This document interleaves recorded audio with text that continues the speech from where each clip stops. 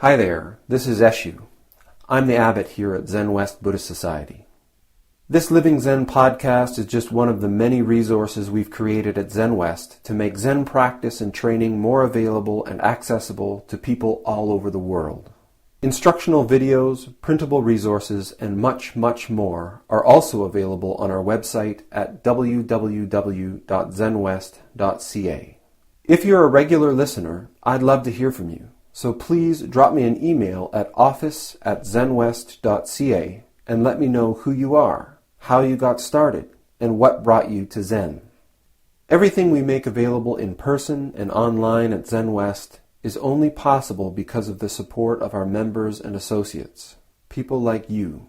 If the efforts of our community are making a difference in your life, I'd like to invite you to show your support and take part in making it happen by becoming an associate or member of the Zenwest Sangha. You can do this by clicking the Join Us tab on our website at www.zenwest.ca. Thank you for your support, and thanks for listening. So, the world is abuzz talking about a royal birth. Some people are really happy about royal birth, and some people are really angry about who cares. So tonight I wanted to talk a little bit about royal birth from a Zen perspective, I suppose. Of course, I think it's important for me to point out that I don't do much other than talk about royal or noble birth and noble death from the Zen perspective. It's all we do. So what is it that I'm talking about, these activities of birth and death? Well, to start with, Zen is an experiential practice. And so before I start talking about birth and death, I should point out that I have demonstrated birth and death in making the offering that we do, this incense offering, in doing these prostrations. This activity that we engage in is the physical embodiment of the activity of birth and death, doing this prostration. Taking up this straight pose with the hands in the mountain. Inhaling, manifesting the absolute activity of plus, the birth, coming into the physical form, facing the icon or the image that's on the Buddhadan. Self and other, subject and object, differentiation.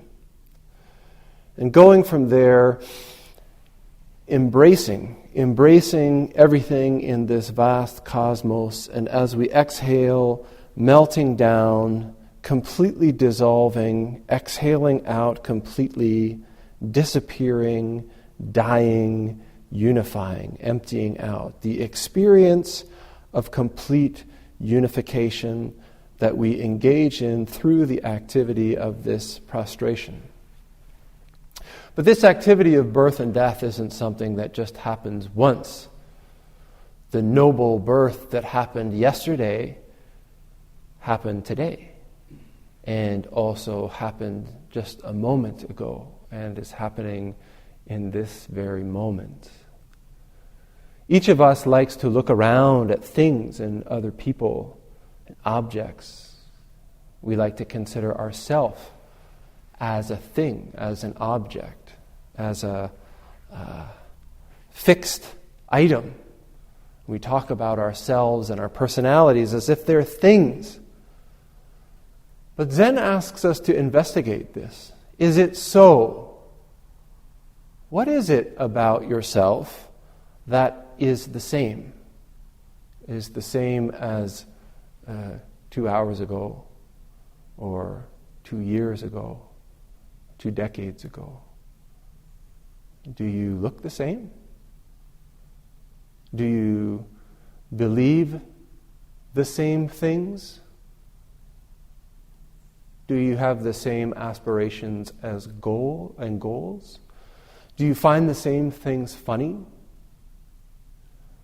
If we take this just a brief investigation, or if we like, we can use our practice to do a fully in-depth investigation of this thing that we call I. We have it with us all the time. You should check it out. See if we can find something that hasn't moved, that hasn't changed. So Zen Buddhism proposes that these things that we call things aren't actually things at all. They're far more dynamic than that. They are activities.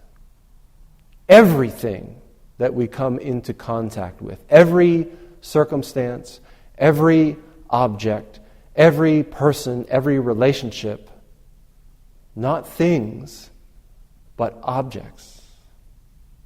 Dynamic, moving objects.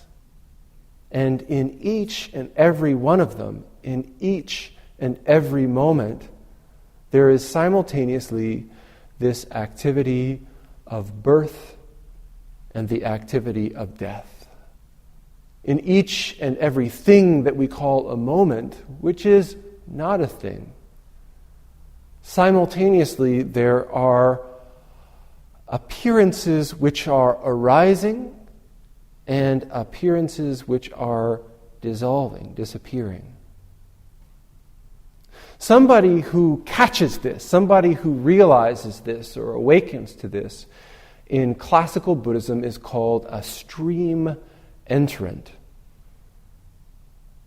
A stream entrant because our perspective, our worldview, transforms from that of something solid like the shore, like objects bumping into one another. We stop viewing our world and our life and ourselves as an object, and we begin to see, we begin to grasp, to realize that this is an activity which flows like water. The ground of our being, the ground of our perspective, changes from being that of something which is solid to fluidity itself. So when I say I want to talk about royal birth, noble birth, the Buddha used this word a lot, noble. And I was speaking about this during our week-long retreat. The word noble, Arya in Sanskrit, Arya, we have to remember that the Buddha lived in a time where nobility or status was defined by birth. It wasn't something that you could do something or buy something or create something that suddenly you would be noble. You were born noble or you weren't. And one of the radical aspects of the Buddha Dharma, what the Buddha taught, was that this Arya, this nobility, was something that came from realization. That you could be born to the wealthiest family, to the most, the right caste, and people could call you noble, but you could be entirely common.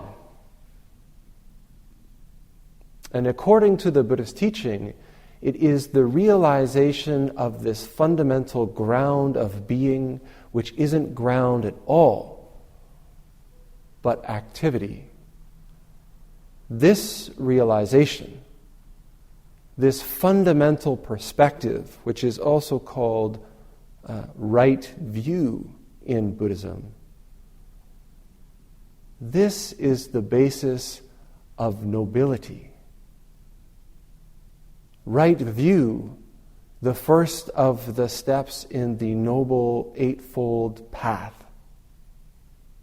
The realization that all things in this vast cosmos that are of the nature to be born are of the nature to die. That which we see arise, we will all see diminish. Everything that we do in formal practice, The way that we sit, the way that we bow, do these prostrations, the way that we chant, the way that we walk,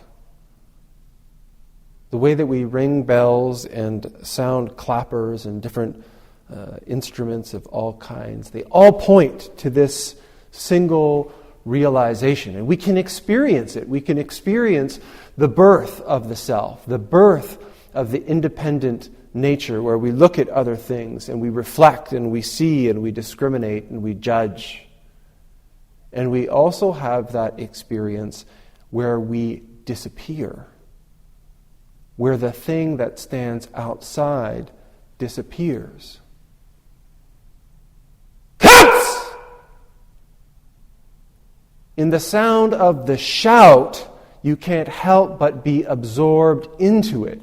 Thinking stops just for a beat and then rushes in again. What was that? Who was that? What's going on? But in that moment of the shout, there is no separation. There is no differentiation. There is only this. And each of us in our lives has this experience over and over again. And for each of us, there's a different place, a different form. Maybe it's in our music, and maybe it's in our art, maybe it's in some sport, maybe it's in singing, maybe it's in a loving embrace with our children in which the subject and object disappear, and there's only this. But we can't stay there. Always the subject and the object is born again. And we say, wonderful, or we say, wow, or we say, what happened there? Where did the time go? Wasn't that interesting? And in those little glimpses, what we are experiencing is the miracle of the fundamental activity of this cosmos. What we are experiencing, witnessing, is just this simple activity of royal birth. So, we can watch the news and we can hear about the celebrations of the royal family in welcoming the newest member of their house. Or we can shake our heads and say, how silly to make such a big deal. But for me, I think this opportunity is a wonderful one to just remind myself that there's a royal birth in every breath, a royal birth in every moment, a royal birth at every meeting and every parting.